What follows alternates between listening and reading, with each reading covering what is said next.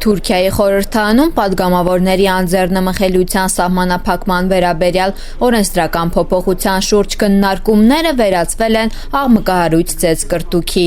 Նախօրեին Իշխող Արդարություն և զարգացում և Քրդամետ ժողովուրդների դեմոկրատական կուսակցությունների падգամավորների միջև վեճ է առաջացել այն բանից հետո, երբ ընդդիմադիր падգամավորները դժգոհել են նիստի դահլիճի փոքր լինելու պատճառով։ Քրդամետ կուսակցության ներկայացուցիչները պահանջել են նիստը տեղափոխել ավելի մեծ դահլիճ, որպեսզի ներկաները կանգնած չհետևեն Սահմանադրական հանձնաժողովի աշխատանքներին։ Սակայն հանձնաժողովի նախագահը հայտարարել է, որ ավելի մեծ դահլիճ չկա, առաջարկելով դուրս հրավիրել լրատվամիջոցների ներկայացուցիչներին և падգամավորների խորհրդականներին։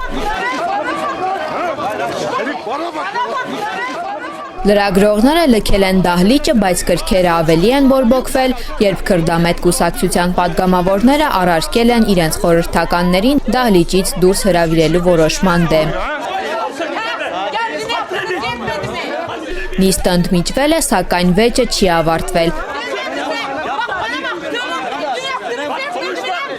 Ավելին, երկրորդ նիստի ժամանակ падգամավորների միջև կրկին աթոռակռիվ է սկսվել, ինչն էլ վերածվել է ձեռնամարտի։ Թուրքական մամուլում տարածված տեսանյութերում կարելի է նկատել, որ ծեծկռտուքին ակտիվ մասնակցել է Ժողովուրդների դեմոկրատական կուսակցության Հայ ազգի падգամավոր Գարո Փալյանը, ինչպես նաև մի շարք կին падգամավորներ։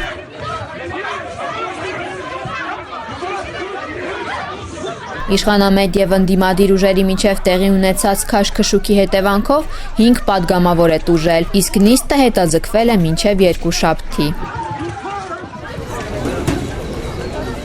Վերջին ամիսներին Թուրքիայում օրակարգային դարձած падգամավորների անձեռնմխելիության սահմանափակման վերաբերյալ օրինագիծը լուրջ տարաձայնությունների պատճառ է դարձել։ Քրդամետ կուսակցության падգամավորները պնդում են, որ այս նախագիծը ուղղված է իրենց դեմ։ Նախատեսվում է, որ առաջարկը քվեարկության կդրվի հաջորդ շաբաթ։ Օրենսդրական փոփոխությունը կընդունվի անհրաժեշտ 367 կողմ քվեն ստանալու դեպքում։ Առնվազն 330 քվե ստանալու պարագայում էլ որոշում կկայացնի նախագահ Թայիփ Էրդողանը։ Վերջինը կարող է հանրաքվեի դնել օրինագիծը կամ էլ այն ուղարկել խորհրդարան փոփոխման համար։